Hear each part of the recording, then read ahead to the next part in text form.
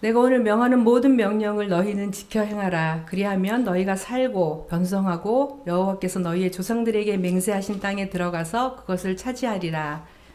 내가 하는 여호와께서 이 40년 동안에 내게 광야 길을 걷게 하신 것을 기억하라. 이는 너를 낮추시며 너를 시험하사 내 마음이 어떠한지 그 명령을 지키는지 지키지 않는지 알려 하심이라. 너를 낮추시며 너를 줄이게 하시며 또 너도 알지 못하며 내 조상들도 알지 못하던 만나를 내게 먹이신 것은 사람이 떡으로만 사는 것이 아니요 여호와의 입에서 나오는 모든 말씀으로 사는 줄을 내가 알게 하려 하심이라. 내 의복이 헤어지지 아니하였고 내 발이 부르트지 아니하였느니라. 너는 사람이 그 아들을 징계함 같이 내 하나님 여호와께서 너를 징계하시는 줄 마음에 생각하고 내 하나님 여호와의 명령을 지켜 그의 길을 따라가며 그를 경외할지니라.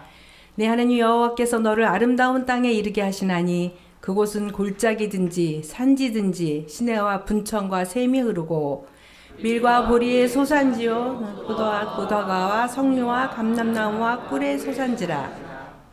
내가 먹을 것에 모자람이 없고 내게 아무 부족함이 없는 땅이며 그 땅의 돌은 철이요 산에서는 동을 캘 것이라. 내가 먹어서 배부르고 내 하나님 여호와께서 옥토를 내게 주셨으므로 말미암아 그를 찬송하리라. 아멘. 우리 차경동 목사님께서 은혜의 기억이 미래를 만든다라는 제목으로 말씀 전하시겠습니다.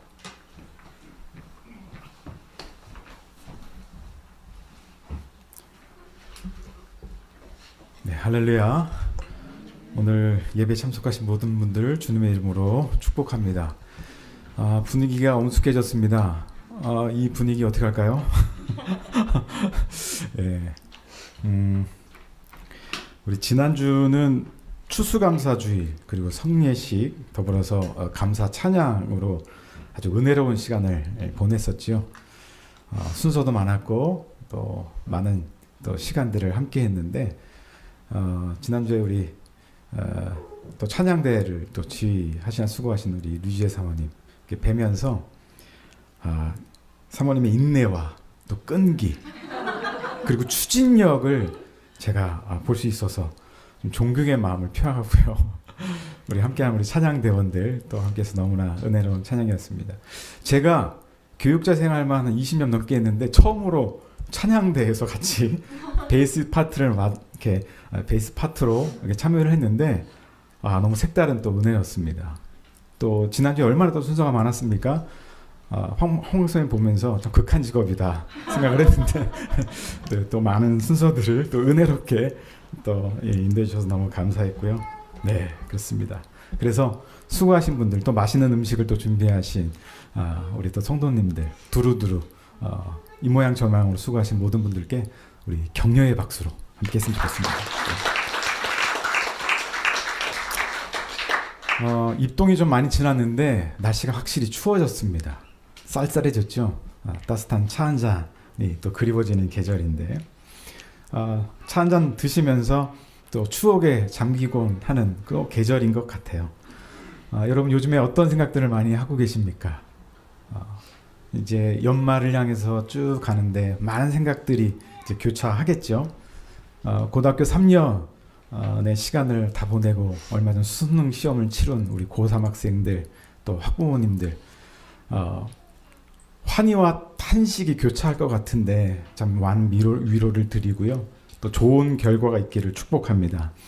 또 12월을 이제 코앞에 두고 1년 동안 수고한 모든 일들이 떠오를 것 같습니다. 자, 한 해의 끝자락을 마주 대하면서 누구나 마음이 복잡해질 겁니다. 잘한 것도 있겠고 못한 것도 있겠고 아직 기도응답이 이루어지지 않아서 마음 졸이고 있는 분들도 계실 테고 그러나 중요한 사실은 그 모든 순간순간마다 하나님은 우리와 함께 하셨다는 것입니다.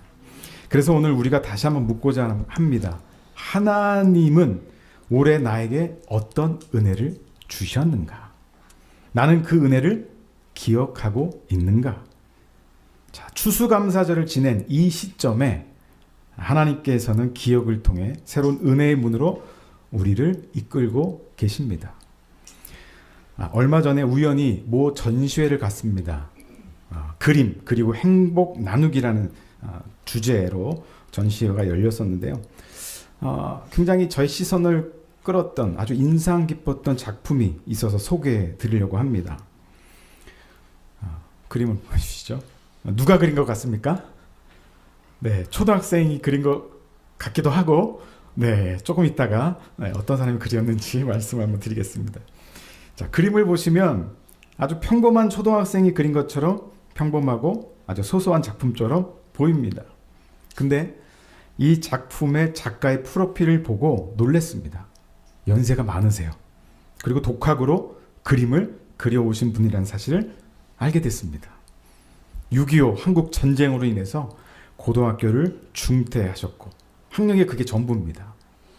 이름은 신희순 님인데 전에 KBS 인간극장에 출연해서 일상과 또 그림, 일기, 작업 과정을 공개하면서 큰 화제를 모으기도 했었습니다.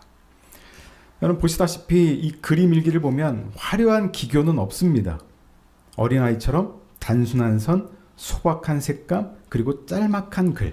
그런데 그 안에는 한평생의 기억과 감사가 고스란히 담겨져 있습니다. 고향 청진에서 부모님 손을 잡고 걸었던 길, 전쟁 속에서 헤어진 가족을 그리워하는 마음, 다시 찾을 수 없는 집, 아직도 살아있고 감사할 수 있음을 고백하는 따뜻한 글. 이분 연세를 보니까요 90세가 넘었습니다. 그 다음 네 이건가요? 네, 재봉틀. 제가 글씨가 작아서 읽어드릴게요. 바로 전 거요. 60년 된 재봉틀, 남편이 경남기업에 근무할 때 월부로 장만했다.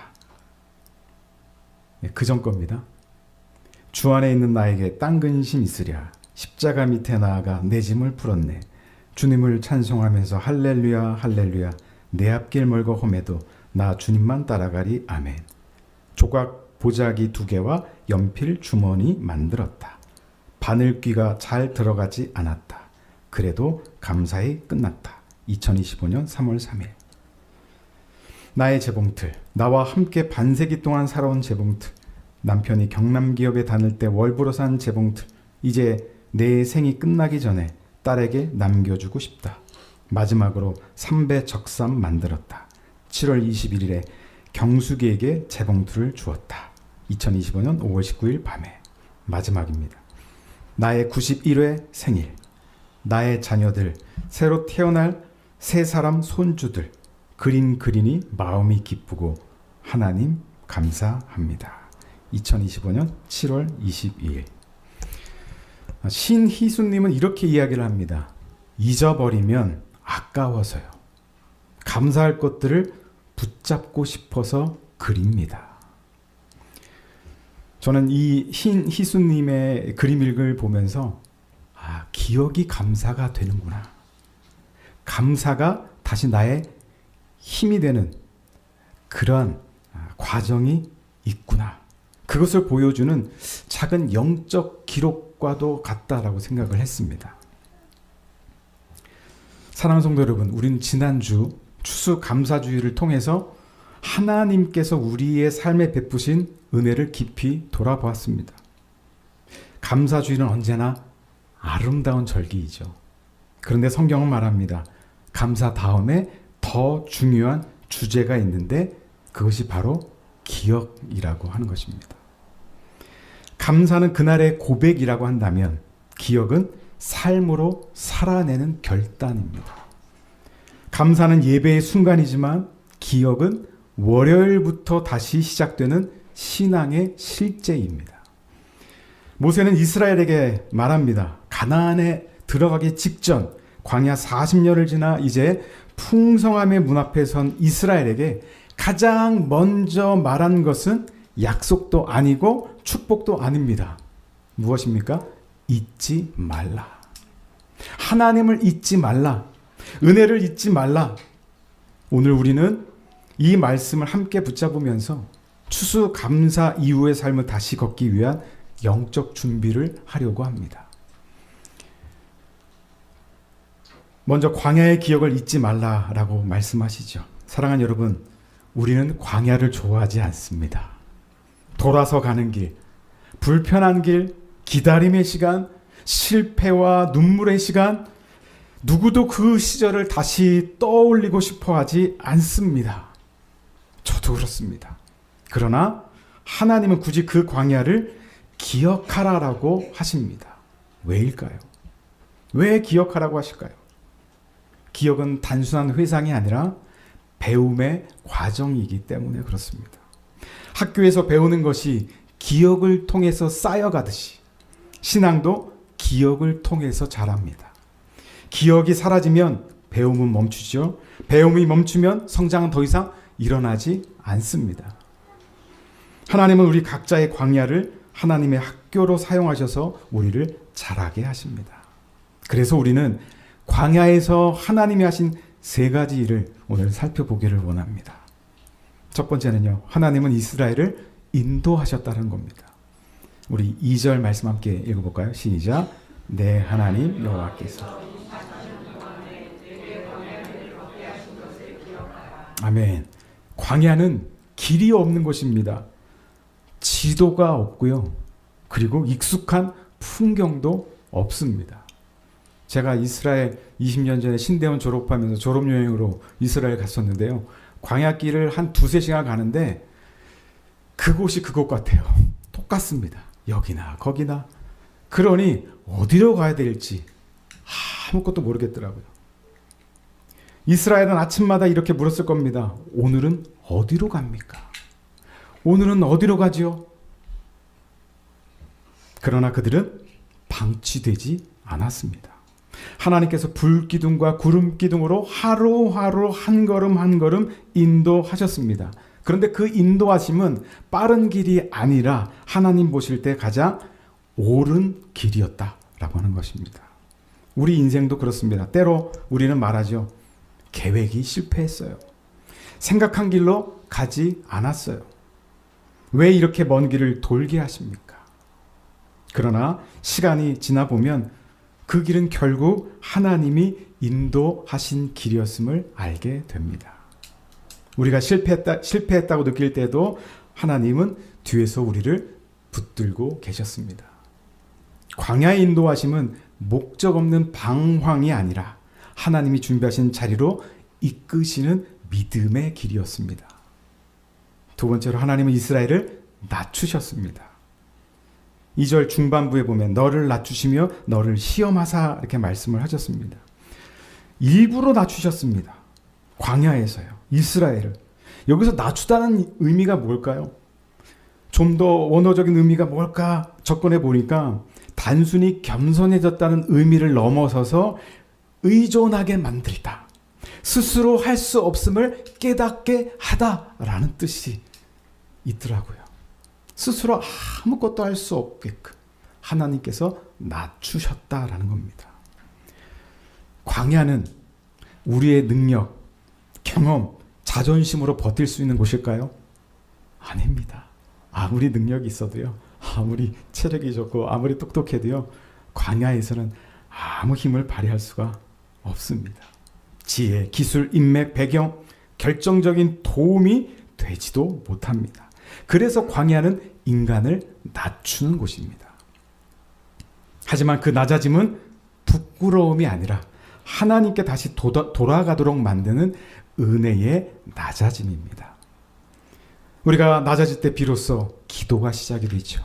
예배가 다시 살아나고 공동체를 붙잡게 되고요. 하나님을 다시 찾게 됩니다. 성공보다 더 위험한 것이 바로 교만입니다. 풍성함보다 더 어려운 것이 내 힘으로 된 것 같다라는 착각입니다. 그래서 하나님은 광야에서 우리를 낮추십니다. 그런데 낮아짐은 패배가 아니라 회복의 문입니다. 하나님이 일하기 시작하시는 자리입니다. 마지막으로 하나님이 이스라엘을 먹이셨습니다. 우리 3절 상반절 보겠습니다. 시작. 너도 알지 못하며. 네, 만나를 먹이신 것은까지. 자, 만나는 이스라엘이 준비한 것도 아닙니다. 예상한 것도 아니었죠. 전혀 경험해 보지 못한 것으로 하나님이 공급하셨습니다. 그래서 뭐라고 말씀하십니까? 너도 알지 못하며 내 조상들도 알지 못하던 만나를 너희에게 주었다. 그렇게 하나님이 말씀하시는 것입니다. 하나님의 주시는 은혜는 언제나 우리가 생각하는 방식, 우리가 준비한 방법을 날마다 넘어섭니다. 이스라엘은 매일 아침 눈 뜰 때마다 하나님의 은혜를 눈으로 보았습니다. 그러나 그 은혜는 딱 하루 분량이었습니다. 왜 하루 많지만 주셨을까요? 그들이 하루하루 하나님을 신뢰하도록 하기 위해서였습니다. 우리도 돌아보면 내가 벌어서 먹고 살았다라고 말할 수 있을지 모르겠지만 그 안에는 하나님이 건강도 주셨고 기회도 열어주셨고 만남도 허락하신 분도 모두 하나님이셨습니다. 만나는 그래서 하나님께서 너는 혼자가 아니다. 내가 너를 책임진다. 말씀하시는 사랑의 증거였습니다. 그래서 광야는 결핍의 장소가 아니라 하나님이 날마다 먹이시고 채우시는 은혜의 장소였습니다. 정리하면 광야에 인도하시면 결코 우연이 아니었다라고 하는 겁니다. 광야에 낮아짐은 또 징벌이 아니었다라는 겁니다. 광야의 만나도 당연한 것이 아니었습니다. 자, 그 모든 순간 속에서 하나님께서는 우리를 인도하시고 낮추시고 또 먹이셨습니다. 이 일을 통해서 하나님 우리를 광야에서 이끌어 주셨죠. 자, 그 하나님을 기억할 때 우리는 약속의 땅으로 걸어갈 힘을 얻게 되는 것입니다. 자, 광야의 목적은 하나입니다. 우리 3절 하반부 같이 읽으면서 보겠습니다. 시작. 사람이 떡으로만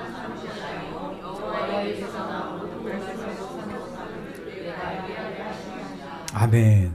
광야는 우리를 무너뜨리기 위함이 아니었다라고 말씀드렸죠. 하나님만으로 만족하는 법을 배우는 시간입니다. 그래서 광야 끝에 서 있는 사람은 이전보다도 하나님께 잘 붙어 있습니다. 여기 계신 분들은 다 광야의 끝에 계신 분들이죠. 하나님께 잘 붙어 계시고 그 하나님을 인해서 살아갈 수 있는 그 은혜의 사람들, 여러분 아니겠습니까? 목자가 양을 훈련할 때 가장 먼저 하는 일이 있다고 합니다. 그것이 무엇이냐면 양들을 넓고 풀이 많은 초원으로 인도하는 것이 아니라 낯선 광야로 데리고 간다고 하는 것입니다. 왜 그럴까요? 광야는 조용하죠. 다른 소리가 없습니다. 여러분, 이 서울이 얼마나 복잡합니까? 정말 광야 같은 곳 한번 가보고 싶지 않으십니까? 나중에 한번 성리순례 한번 기획하셔서 광야 한번 가보시는 것도 좋을 것 같은데. 자, 소리도 없고 풀도 많지 않고 갈 길도 분명하지 않습니다. 왜요? 길이 없으니까요. 그래서 양이 길을 잃지 않으려면 무엇에 집중해야 될까요? 목자의 음성에 귀를 기울여야 합니다. 그게 살 길입니다. 바로 그 자리에서 양은 목자의 음성을 분별하는 법을 배웁니다. 왜요? 딴 소리 듣고 가면 죽으니까요. 오직 목자의 음성에만 초집중하면서 그렇게 먹을 것을 찾아서 또 안전한 곳으로 인도함을 받아서 가게 되는 것이죠. 여러분, 풍성한 초원에서는 배부름 때문에 목자의 음성이 잘 들리지 않기 때문입니다. 사랑하는 여러분, 광야는 우리를 괴롭히려는 하나님의 장소가 아닙니다. 광야는 하나님의 음성을 잘 듣는 장소입니다. 그래서 광야 끝에 서 있는 사람은 목자의 음성을 들을 수 있는 사람입니다. 그리고 그 음성이 우리를 다시 살리고 다시 걷게 합니다. 자, 올해 우리 각자에게 있었던 광야의 순간들, 또 예기치 못했던 어려움들, 또 마음의 슬픔, 가족의 문제, 경제적인 어려움, 또 교회적으로도 변화와 도전의 시간들, 그러나 그 모든 순간에도 하나님은 우리를 여전히 인도하고 계셨습니다. 우리는 고백합니다. 하나님, 그때도 하나님이 함께 계셨습니다. 7절로 14절에는 모세가 전혀 다른 장면을 우리에게 펼쳐 보여주고 있습니다.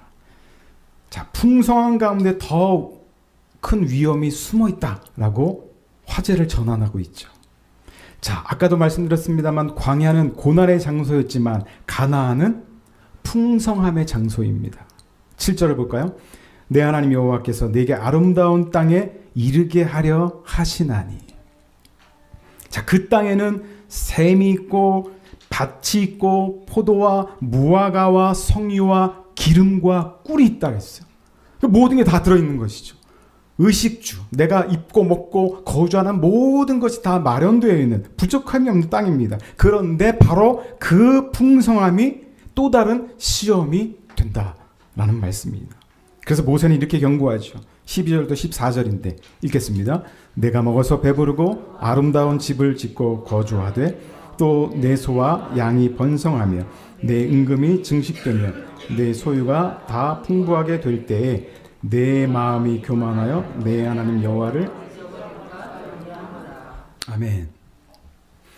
성도 여러분, 성경 분명히 얘기하죠. 고난은 우리를 하나님께로 나아가게 하지만 풍요는 우리를 하나님께로부터 멀어지게 할 수 있다. 이렇게 말씀을 하십니다. 사람은 배고플 때 하나님을 찾습니다. 어려울 때 기도하죠. 그러나 풍요로워지면 기도가 늦어지고 예배가 가벼워지고 감사가 사라질 수 있습니다. 한국교회가 가장 뜨거웠던 시기가 언제였습니까? 가난했을 때였습니다. 작은 예배당에서 무릎 꿇고 기도하던 시대였죠. 아마 연세 많은 권사님들은 그때를 기억하실 것 같습니다. 한국교회 초기 얼마나 힘들고 가난했습니까? 뭐 교회라고 변변했겠습니까? 저희 아버지도 개척을 하셔서 이제 은퇴하시지 꽤 되셨지만 저쪽 장안평에 텐트 쳐놓고 그렇게 개척을 하셨습니다. 그때 찍은 제 사진이 있는데 의자에 앉아서 그냥 기저귀만 차고 있었던 제 사진이 기억이 납니다. 흑백 사진이요. 네, 그렇게 개척을 했었어요. 추운 겨울이면 창문 사이로 바람이 들어와서 예배당 안에도 손을 이렇게 주머니에 넣고 있어야 그쵸 따뜻할 정도로. 그리고 성도들은 새벽마다 교회 마당에 또 나무 의자에 거기에 그냥 앉아서 무릎 꿇고 때로는 엎드려서 기도하면서 눈물로 기도했어요. 그들의 소원은 단 하나였죠. 하나님, 오늘 하루도 지켜주시옵소서. 왜? 너무 가난하니까. 언제 굶어 죽을지 모르니까. 하나님, 오늘 하루도 지켜주시옵소서. 그래서 그들의 예배는 뜨거웠고 기도는 진실했고 감사의 눈물을 흘렸습니다. 그러나 교회가 커지고 예배당은 아름답고 넓어졌습니다. 생활은 편해졌죠. 뭐가 줄어들었습니까? 기도의 소리가 점점 줄어들었습니다. 가난했던 시절에는 살기 위해서 하나님을 찾았지만 풍성해진 지금은 하나님을 잊기 쉬워진 것입니다. 이것이 바로 모세가 경고한 내용입니다. 뭐라고요? 조심하라. 너희가 배부르고 풍성해질 때 하나님을 잊지 말라. 우리도 마찬가지입니다. 힘들 때는 하나님께 매달렸습니다. 그러나 조금 안정되고 조금 나아지고 조금 편해지면 감사가 사라지고 기억이 희미해집니다. 그래서 모세는 거듭 말합니다. 11절 말씀인데 시작. 내가 오늘 내게 명하는 여호와의 명령과 법도와 규례를 지키지 아니하고 내 하나님 여호와를 잃어버리지 않도록 삼가할지어다. 아멘. 자, 그리고 보니까요, 우리가 10절까지만 읽었지만 원래 18절까지 읽으려다가 너무 길어서 이 18절은 설교 시간에 함께 보는 걸로 제가 했는데요. 자, 마지막입니다. 감사는 기억의 훈련이고 기억은 순종의 동력입니다. 놀라운 것은요, 1절부터 10절까지 세 가지로 하나님께서 우리에게 어떻게 하셨는지 이것을 기억하라고 했는데, 여러분, 신명기는 명심하라는 거 아니겠습니까? 모세가 또 한 번 재차 반복해서 하나님을 기억하라라고 15절부터 18절까지 또 명령하고 있습니다. 말하자면 이거예요. 학원에서 학교에서 공부를 했는데 이게 너무 부족해. 그래서 뭘 하죠? 심화학습을 합니다. 바로 그 심화학습이 15절부터 18절까지입니다. 상담 사례 중에 이런 사례가 있었어요. 어느 청년, 한 청년이 있었는데 이 청년은 깊은 우울감 때문에 하루하루를 버티는 것이 힘들었습니다. 목사님이 조용히 말했습니다. 힘들어도 억지라도 좋으니까 하루에 3가지 감사할 것만 적어보자. 처음 며칠은 이렇게 적었답니다. 오늘 숨쉬게 하셔서 감사합니다. 버스를 놓쳤지만 뛰다 보니 하늘을 봤습니다. 감사합니다. 커피 향을 맡으니 잠시 기분이 좋아졌습니다. 2달 뒤에 그는 이렇게 고백을 했습니다. 목사님, 상황은 그대로인데 제 영혼 속 어둠이 조금씩 걷히기 시작했어요.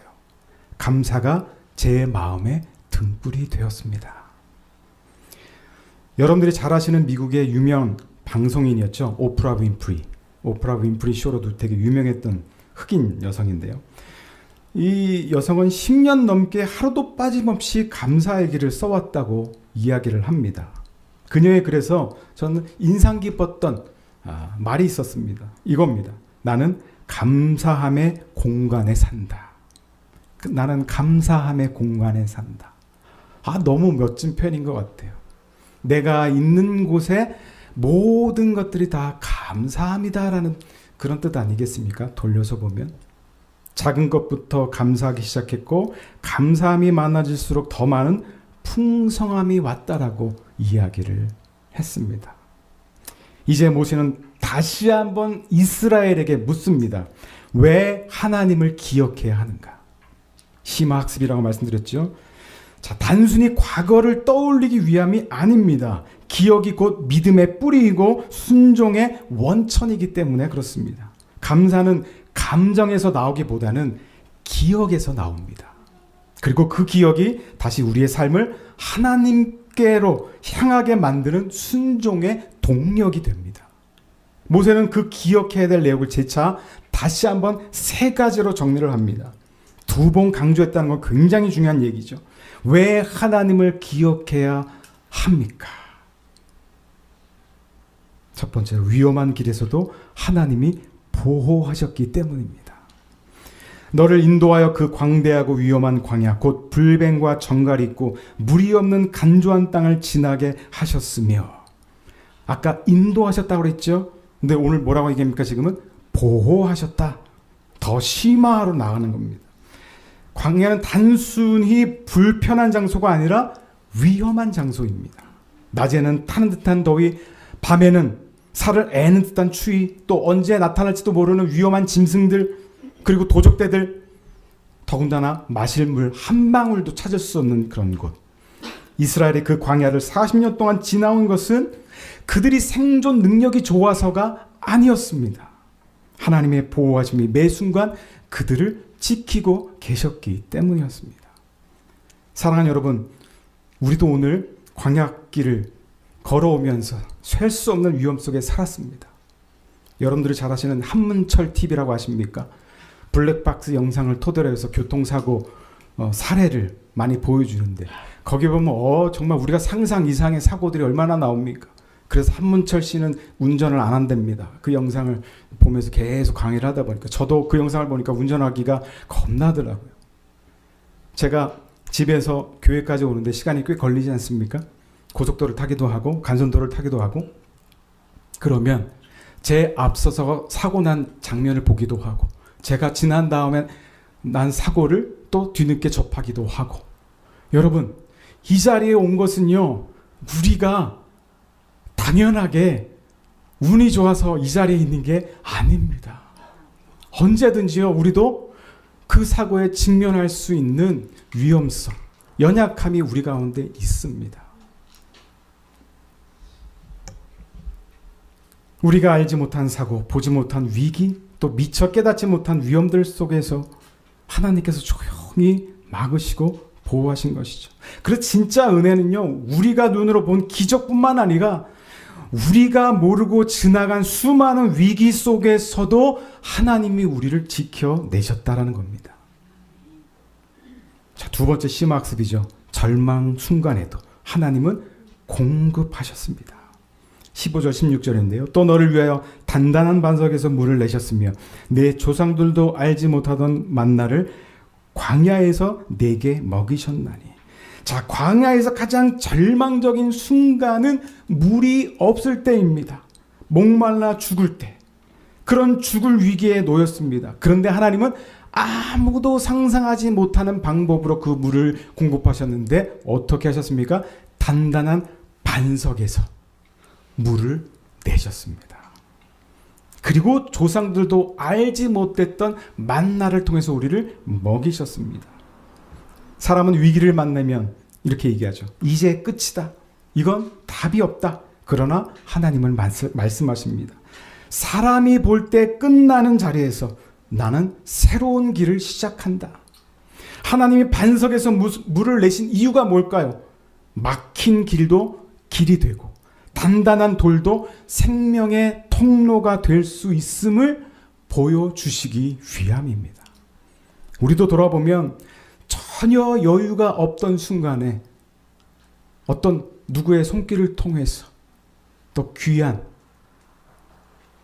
공급을 받기도 하고 그래서 재정을 채우기도 하고 또 길이 막힌 자리에서 길을 열어주시기도 하시고 이제 끝이다라고 여겼던 자리에서 또 하나님은 새로운 회복을 허락을 하셨습니다. 그래서 하나님의 공급은요, 우리가 내 능력으로 살아온 인생이 아니라 하나님의 은혜로 살아온 인생임을 고백하게 만듭니다. 그리고 마지막입니다. 하나님은 우리의 마음을 연단하셨기 때문입니다. 16절 하반절이죠. 너를 낮추시며 너를 시험하사 마침내 네게 복을 주려 하심이니라. 광야의 목적은 단지 살아남는 데서 끝나지 않습니다. 하나님은 광야를 통해서 이스라엘의 마음을 흔들리지 않고 교만하지 않고 상황에 따라 달라지지 않는 깊은 믿음으로 단단해지기를 원하셨습니다.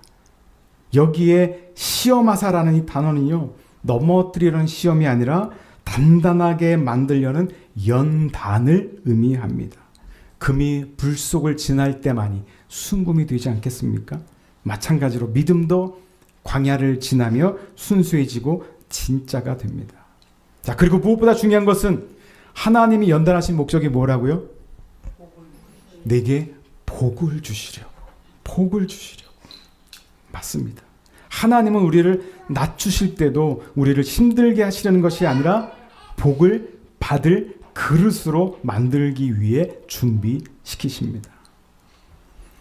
광야의 시간은 버려지는 시간이 아니라 하나님의 축복을 담을 수 있는 사람으로 변화되는 시간입니다. 그래서 모세는 마지막으로 이렇게 말씀합니다. 17절입니다. 네가 마음에 이르기를 내 능력과 내 손의 힘으로 이 재물을 얻었다 말할까 하노라. 사랑하는 여러분, 풍성함은 하나님의 선물입니다. 그러나 교만은 그 풍성함을 파괴하죠. 그래서 결론은 단 하나입니다. 자, 결론입니다. 18절 함께 읽어볼까요? 내 하나님 여호와를 기억하라.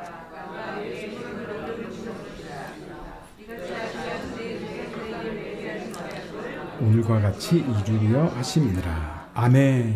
여러분, 기억하는 사람이 순종합니다. 감사하는 사람이 헌신합니다. 겸손한 사람이 미래를 준비합니다. 결론입니다. 은혜를 기억하는 교회가 그리고 성도가 미래를 만듭니다. 사랑하는 성도 여러분, 추수감사주일은 지났지만 감사의 삶은 이제부터 시작이 됩니다. 오늘 설교 서두에 나눴던 것처럼 그림 일기로 90평생의 기억을 새기며 또 새기며 크고 작은 모든 순간을 하나님 앞에 감사로 올려드렸던 그 노 작가처럼 우리도 우리의 삶을 기억되는 삶, 되돌아보아 감사가 흘러나온 삶이 되기를 소원합니다. 사랑하는 여러분, 광야의 은혜를 기억하십시오. 힘든 길 가운데서도 하나님은 우리를 버려두지 않으셨습니다. 눈물의 자리. 우리 교회는 눈물이 많더라고요. 눈물의 자리. 얼마나 눈물의 자리가 많습니까? 장로님의 눈물의 자리, 집사님의 눈물의 자리, 사모님의 눈물의 자리, 그리고 막막했던 자리. 누구에게도 말할 수 없었던 자리에서도 하나님은 조용히 우리의 곁을 지켜주셨습니다. 그때도 하나님이 함께 계셨습니다. 또 또한 가나안의 풍성함 속에서도 하나님을 기억하시기 바랍니다. 풍요는 축복이지만 동시에 시험입니다. 교만을 경계하고 은혜를 붙잡고 내 손의 힘이 아니라 하나님의 은혜로 오늘을 살고 있음을 잊지 마시기 바랍니다. 분명한 사실이 있습니다. 하나님을 기억하는 교회는 결코 흔들리지 않습니다. 하나님을 기억하는 공동체는 두려워하지 않습니다. 왜냐하면 기억은 믿음의 뿌리가 되고 기억은 순종의 힘이 되고 기억은 다시 걸어갈 수 있는 용기가 되기 때문입니다. 사랑하는 여러분, 오늘 이 말씀을 마음에 새기면서 이렇게 고백하기를 원합니다. 따라서 해볼까요? 은혜의 기억이 미래를 만든다. 자, 이 고백이 우리의 발걸음을 붙잡고 우리의 가정과 또 교회와 삶의 새로운 길을 여는 하나님의 축복의 말씀이 되시기를 주님의 이름으로 축원드립니다.